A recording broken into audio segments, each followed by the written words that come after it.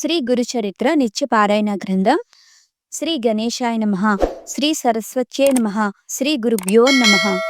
శ్రీ గురుచరిత్ర పారాయణ వలన దత్తాత్రేయ అనుగ్రహం కలుగుతుంది.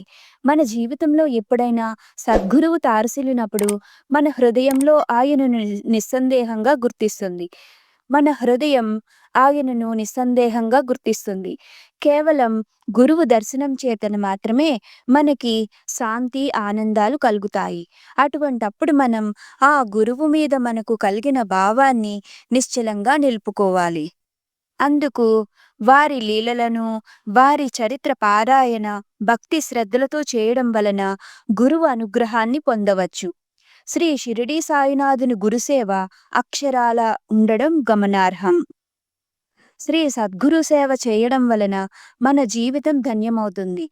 ఇందుకు ఉదాహరణగా మనం ఈ గ్రంథంలో ఒక కథను చెప్పుకుందామండి. ముందు అధ్యాయంలో ఒక అడవిలో ఒక నామధారకుడికి స్వప్నంలో శివుడు ప్రత్యక్షమవడం, అతడికి శివుని అనుగ్రహాన్ని ఏ విధంగా పొందారో చెప్పుకున్నాం. ఆ కథ కంటిన్యూ ఈ గ్రంథంలో చెప్పుకుందామండి.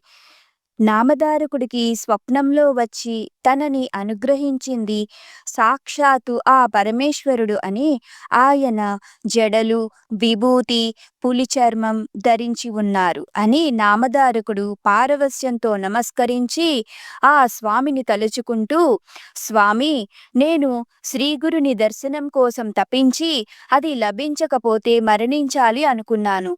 కానీ స్వప్నంలో మీ దర్శనం అవగానే నా హృదయంలో సంతోషం ఉప్పొంగింది.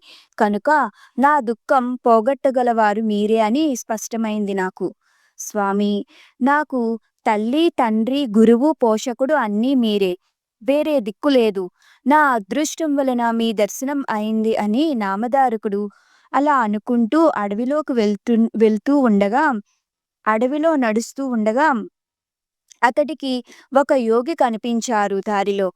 ఆ నామధారకుడు ఆ యోగిని చూసి, మీరు ఎవరు, ఎక్కడికి వెళ్తున్నారు అని ఆ యోగిని నామధారకుడు అడిగాడు. ఆ యోగి ఈ విధంగా చెప్పారు.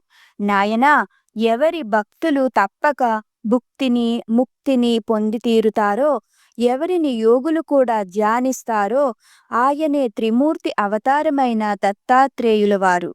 దత్తాత్రేయ అవతారంలో ఒక అవతారము శ్రీ నృసింహ సరస్వతి స్వామివారు.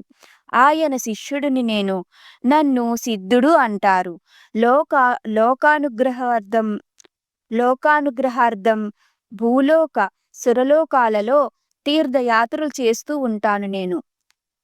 అయితే నామధారకుడు ఆ యోగిని ఈ విధంగా ప్రశ్నించాడు. స్వామి, శ్రీ నృసింహ సరస్వతి స్వామి మహిమ గురించి ఎందరో చెప్పగా విన్నాను. మా వంశీయులందరూ ఆయన భక్తులే. అందువలనే నాకు ఆయన యందు భక్తి కలిగింది. నేను ఎల్లప్పుడూ ఆయననే స్మరిస్తూ ఉంటాను. కానీ నేను ఎంత కష్టాల్లో ఉన్నా, నేను ఎంతగా ఆయనని ప్రార్థించినా నన్ను ఆయన అనుగ్రహించడం లేదు ఎందుకు స్వామి అని నామధారకుడు ఆ యోగిని అడిగాడు. ఆ యోగి వాత్సల్యంతో ఇలా అన్నారు. విప్రుడా, నేను చెప్పేది శ్రద్ధగా విని ఎప్పుడూ గుర్తుంచుకో. భక్త వత్సలుడైన సద్గురువు తన కృపను అన్ని జీవులపైన ఎల్లప్పుడూ వర్షిస్తూనే ఉంటారు. అందులో ఎలాంటి లోపం ఉండదు. ఆయన కృపకు పాత్రులైన వారికే గాక వారి వంశంలో కూడా ఎవ్వరికి ఎట్టి దుఃఖం కలగదు. ఆయనను పూజించినా నీ దుఃఖం పోలేదంటే ఎంతో ఆశ్చర్యంగా ఉంది. నీవు నీ మనస్సులో ఆయన మీద పూర్తి విశ్వాసమును నిలపలేదు. సంశయిస్తూ ఆయన నాకు దుఃఖంలో నువ్వు ఆయనని సంశయిస్తూ ఆయన నా దుఃఖం తొలగిస్తారో లేదో అనే అనుమానంతో పూర్తి విశ్వాసం ఉంచకుండా చేసే నీ నామస్మరణ ఎంత చేసినా ఫలితం శూన్యం. పూర్తి ఆయన యందు మనస్సు లగ్నం చేసి మన మనస్సు, బుద్ధి, శరీరం ఆయన యందు ఉంచి భక్తి శ్రద్ధలతో ఆయన నామస్మరణ చెయ్యాలి. అప్పుడు ఆయన మన చెడు కర్మలను తొలగించి మన జీవితాన్ని మంచి మార్గంలో ఉంచుతారు. నీకు గురుభక్తి ఇంకా దృఢం కాలేదు. పూర్తి విశ్వాసంతో గురువుని భక్తి శ్రద్ధలతో పూజించు, నీకు అంతా మంచి జరుగుతాది అని ఆ యోగి నామధారకుడికి చెప్పారు. అయితే నామధారకుడు ఆ యోగితో ఈ విధంగా అడిగారు, స్వామి, సద్గురువు త్రిమూర్తి స్వరూపం ఎలా అయ్యారు అని అడిగారు.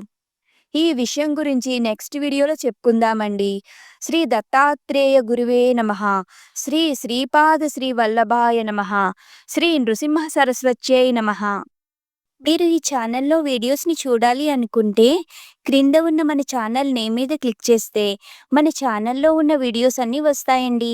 మీకు మా వీడియోస్ నచ్చినట్లయితే లైక్ చేసి సబ్స్క్రైబ్ చేయండి. మీ ఫ్రెండ్స్ అండ్ ఫ్యామిలీ మెంబర్స్కి షేర్ చేయండి.